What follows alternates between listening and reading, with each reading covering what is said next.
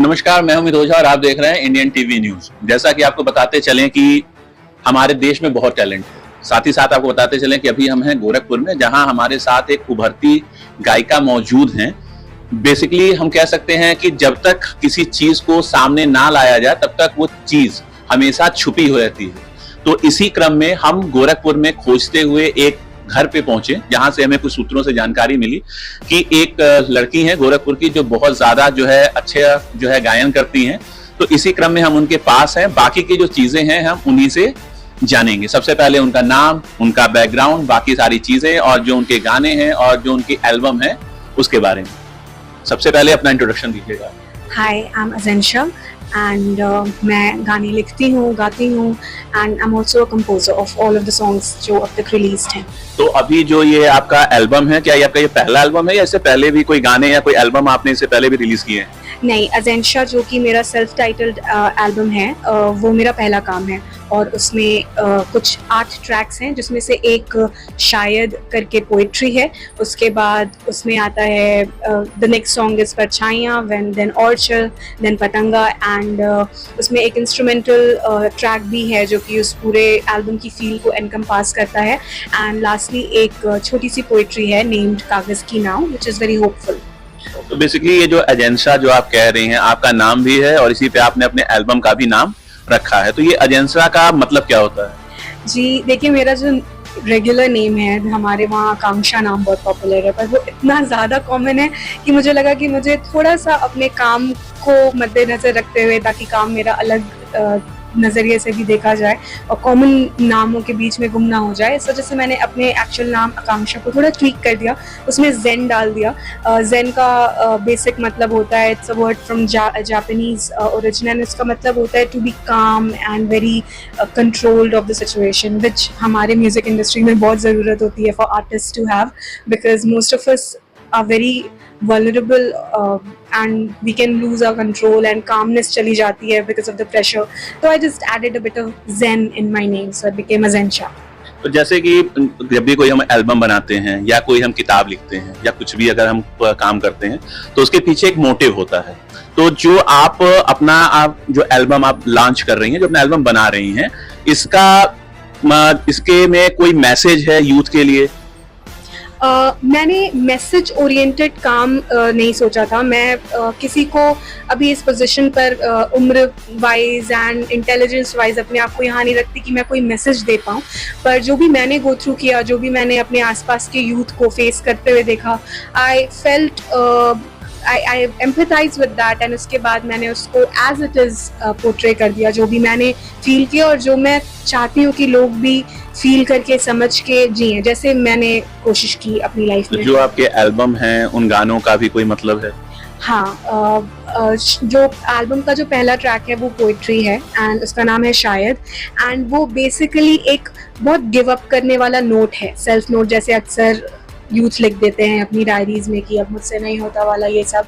और उसके बाद जो नेक्स्ट ट्रैक है वो है परछाइयाँ, और दैट ट्रैक इज़ बेसिकली उसमें हम एड्रेस कर रहे हैं कि मेरे साथ ये हो रहा है और मुझे पता नहीं चल रहा है कि मैं क्या था, क्या हो रहा हूँ, मेरा क्या अब आगे भविष्य है, कुछ भी सब कुछ धुंधला होता हुआ दिखता है। नेक्स्ट ट्रैक थोड़ा सा जब इंसान अपने परिस्थिति पे कंट्रोल पाता है तो और चल, उसके लिए मैंने लिखा कि ठीक है, जो भी है होता है, बस बस्ता उठाओ और चल, आगे बढ़ते रहो, जो भी दिक्कत है। एंड फाइनली जो मैंने इस एल्बम का जो last track but not the last segment, पतंगा, वो एक बिंदास दिली करके जीने का एक मैसेज रखता है वो ट्रैक पतंगा। और उसके बाद कागज की नाव, which is a hopeful poetry. ठीक है, जैसा कि आज के जो पेरेंट्स हैं, पेरेंट्स बेसिकली ये चाहते हैं कि ज़्यादातर पेरेंट्स तो अपने बच्चों को सपोर्ट करते हैं कि उनको आगे क्या करना है अपनी लाइफ में। तो जब आपने ये डिसीजन लिया कि आपको जो है सिंगिंग के क्षेत्र में जाना है, तो क्या आपके पेरेंट्स की तरफ से कोई बाउंड हुआ या फिर जो है आपको पूरा फैमिली सपोर्ट मिला इसमें? जी देखिए, initially coming from Gorakhpur Uttar Pradesh, हमारे वहाँ का पूर्वांचल का चलन ही है कि या तो डॉक्टर या लॉयर या इंजीनियर। तो उस केस में, और मैं पढ़ाई में कोई बहुत अव्वल दर्जे की छात्रा नहीं थी, मेरा हमेशा से स्पोर्ट्स, एंटरटेनमेंट, सिंगिंग, डांसिंग, इन सब में मन लगा है। पर गिवन हमारे सिटी में, हमारे स्टेट में इन जनरल वो बात नहीं है कि एंटरटेनमेंट या कला को लेके उतना प्रोत्साहन कहीं भी नहीं दिखता। तो पेरेंट्स भी क्लूलेस हो जाते हैं और उनका तो एक ही मोटिव होता है कि बच्चे के भविष्य को जैसे भी सिक्योर कर सके, अगर उनके अगेंस्ट जाके भी करना पड़े तो वो करते हैं। बट इवेंचुअली काफ़ी टाइम लगा, काफ़ी टाइम लगा मुझे खुद को समझाने में, काफ़ी टाइम लगा कि क्या म्यूजिक को चुनना सही होगा, क्योंकि खुद में भी बहुत डर रहता है, क्योंकि आसपास सपोर्ट के नाम पे दुनिया में कुछ भी नहीं दिख रहा होता। कोई भी, मेरे जितने फ्रेंड्स हैं वो सब या तो डॉक्टर है, इंजीनियर है, कोई मेरी जैसी बात ही नहीं करता। तो वहाँ पे खुद भी मैं खोई हुई थी, पेरेंट्स अकेले नहीं थे। बट इवेंचुअली जब मुझे लगा कि मुझे यही करना है तो पेरेंट्स भी मान गए। मेरे पेरेंट्स अब तक जब उन्होंने माना तब वो काफ़ी ज़्यादा सपोर्टिव रहे हैं, फाइनेंशियली, इमोशनली, हर एंगल से। आपके फादर क्या करते हैं? मेरे पिताजी डॉक्टर हैं, is a chest specialist here in Gorakhpur. और mother? Mother is a PhD holder in botany and she's a lecturer. Means आप दोनों लोग जो है, एक डॉक्टर और दूसरी टीचर के बीच से जो है एक म्यूजिशियन, एक सिंगर जो है फैमिली में, मतलब ये फर्स्ट टाइम है। क्या आपकी फैमिली में पहले भी कोई सिंगर या फिर कंपोजर रहा है?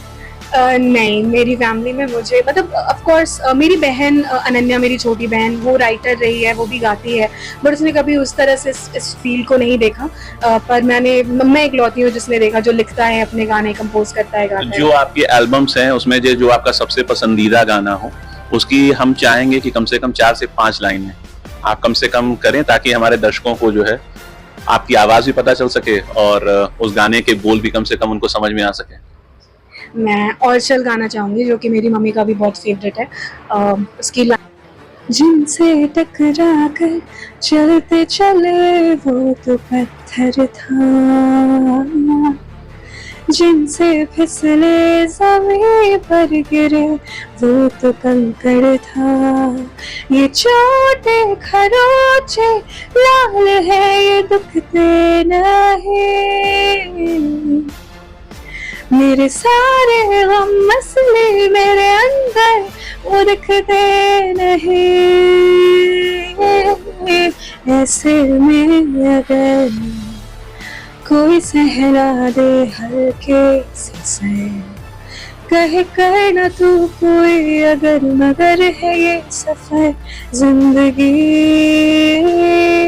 का, तो बस्ता उठा और चल, बस्ता उठा और चल, बस्ता उठा और चल, बस्ता उठा और चल। Thank you. तो जैसा कि आपने देखा, जनशा जी हमारे साथ थी और उन्होंने अपनी एल्बम की कुछ लाइंस हमारे साथ शेयर की हैं। लेकिन हम अपने दर्शकों से ये कहना चाहेंगे कि जो इनका एल्बम है उस पे आप अपना ज्यादा से ज्यादा प्यार दीजिए, और साथ ही साथ अगर कोई भी युवा अपने क्षेत्र में आगे बढ़ना चाहता है तो उसे ज्यादा से ज्यादा लोगों के साथ की साथ अपने परिवार के लोगों के सपोर्ट की सबसे ज्यादा जरूरी होती है, सबसे ज्यादा जरूरत होती है। इसीलिए हम ये चाहेंगे कि जो भी माता पिता हैं अपने बच्चों पे कभी भी फोर्सफुली किसी काम को करने का प्रेशर ना डालें, बल्कि जो उनका बच्चा जिस क्षेत्र में जाना चाहता है उसी क्षेत्र में उसको प्रमोट करें। गोरखपुर से इंडियन टीवी न्यूज के लिए मितुल झा की रिपोर्ट।